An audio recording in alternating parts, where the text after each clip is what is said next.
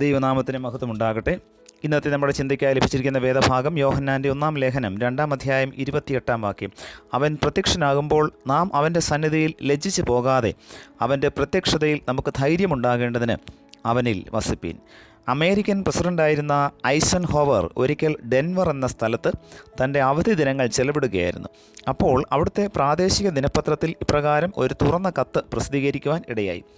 സുഖമാകാത്ത വിധത്തിൽ ക്യാൻസർ ബാധിച്ച Paul hello എന്ന ഒരു കുട്ടി പ്രസിഡന്റിനെ കാണുവാൻ ആഗ്രഹിക്കുന്നു എന്നതായിരുന്നു അത്.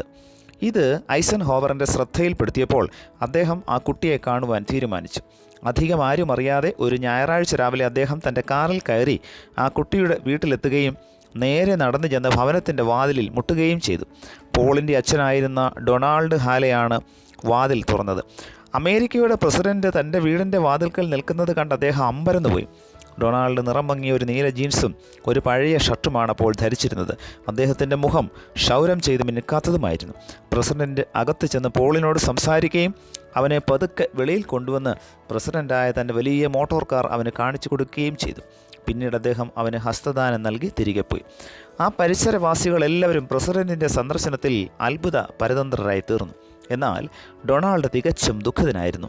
താൻ മുഷിഞ്ഞ വസ്ത്രങ്ങളും ക്ഷൗരം ചെയ്യാത്ത മുഖവുമായാണ് നിന്നിരുന്നത് എന്ന ചിന്ത അദ്ദേഹത്തെ നിരാശനാക്കി. ഈ രീതിയിലാണോ അമേരിക്കയുടെ പ്രസിഡന്റിനെ അഭിമുഖീകരിക്കേണ്ടിയിരുന്നത് എന്ന് അദ്ദേഹം തന്നോട് തന്നെ ചോദിച്ചു. പ്രിയമുള്ളവരെ, കർത്താവിൻ്റെ പ്രത്യക്ഷതയിൽ നാം ആയിരിക്കുമ്പോൾ ഡൊണാൾഡിനെ പോലെ ദുഃഖത്തോടും നിരാശയോടും കൂടാണോ നാം നിൽക്കേണ്ടത്? ഓരോ നിമിഷവും കർത്താവിൻ്റെ വരവിനു വേണ്ടി ഒരുങ്ങിയിരുന്നാൽ ബുദ്ധിയുള്ള ആ കന്യകമാരെ പോലെ നമുക്കും മണവാളനായ കർത്താവിനോടൊപ്പം മണിയറയിലേക്ക് പ്രവേശനം ലഭിക്കും. ആ പ്രത്യക്ഷതയുടെ പ്രത്യാശയോടെ നമുക്ക് നമ്മുടെ ക്രിസ്തീയ ജീവിതം കെട്ടുപണി ചെയ്യാം.